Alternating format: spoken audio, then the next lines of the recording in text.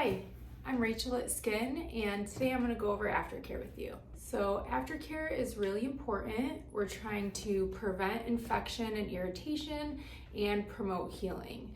Your body and your immune system is really what's doing the rest of the work for you. So it is important to be healthy. The healthier you are, the quicker and the better the piercing is going to heal for you. So nostril piercings take upwards of 1 year to heal. That's the amount of time you want to keep up with aftercare, keep the jewelry in. You definitely don't want to change this yourself or to a ring until you're healed. I do put a longer post in it first to accommodate for the initial swelling. Once the swelling goes down, you'll want to get a shorter fitted post in so it's not sticking out and catching on things. That usually happens in a month, so we will set you up with a 1 month checkup. You'll come in, we'll make sure everything is healing okay, and then we'll downsize you if you're ready for it.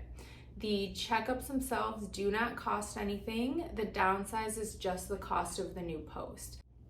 For cleanings, you want to use a sterile saline wound wash. We sell these for $10. You can get sterile saline anywhere with a first aid section.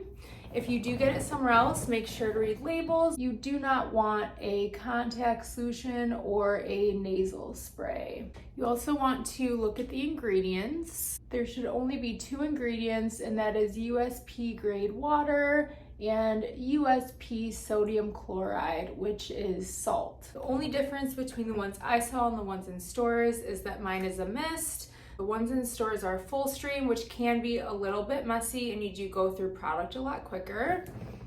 So to use this, you first want to wash your hands. Washing your hands is really important. You never want to touch the piercing with dirty hands. Touching piercings with dirty hands is the #1 cause of infection in piercings. So anytime you touch it, wash your hands right beforehand. And the only time you really want to do that is when you're cleaning it. Other than that, you want to leave it alone. This is implant grade jewelry, so you do not have to spin or twist it at all. And you want to try not to move jewelry back and forth because you're just going to pull in bacteria and irritate the wound.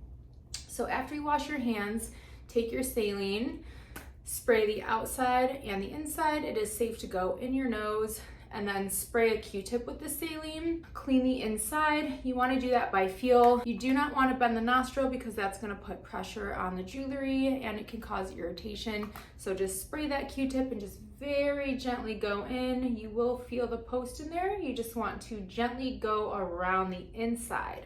Then you want to look at the outside. If you see buildup on the outside, do the same exact thing on the outside. Spray a Q-tip with the saline, very gently wipe it off.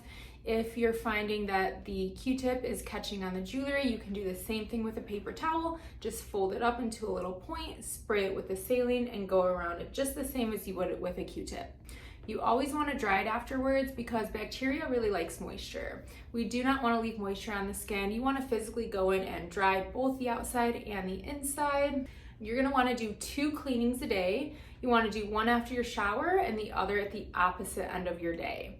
After the shower is going to be the easiest time to clean it. Buildup is going to be soft and easy to remove. While you're in the shower, try your best not to get soap on it. Same thing with makeup, skincare, lotions, etc. The only thing you want coming in contact with the piercing while it's healing is shower water and sterile saline. Everything else, keep about a nickel to a quarter size space away from the piercing and rinse towards your back and away from the area for soaps, shampoos, and conditioners. At the end of every shower, give the piercing a good 3 to 5 minute rinse under the running water. If you have a removable shower head, you can get it really close to the piercing, really flush it out. Removable shower heads work wonderfully for cleaning piercings. Without a removable shower head, just make sure you are tilting your head back into the water. The heat, the steam, and the moisture is going to soften and break up buildup. That's going to make cleanings a lot easier. It also flushes out the wound, which promotes healing, and rinses away any soap that runs down onto it. So the warm rinses do a lot of good things for the piercings. Make sure you're doing that every single time you shower. Other than that, just be really, really careful with it. Be careful getting dressed, be careful drying off after a shower. Try not to use bath towels and hand towels on them. Try to only use paper towel to dry. Bath towels and hand towels will catch on jewelry. Also, be careful when you're washing your face and just going about your everyday life.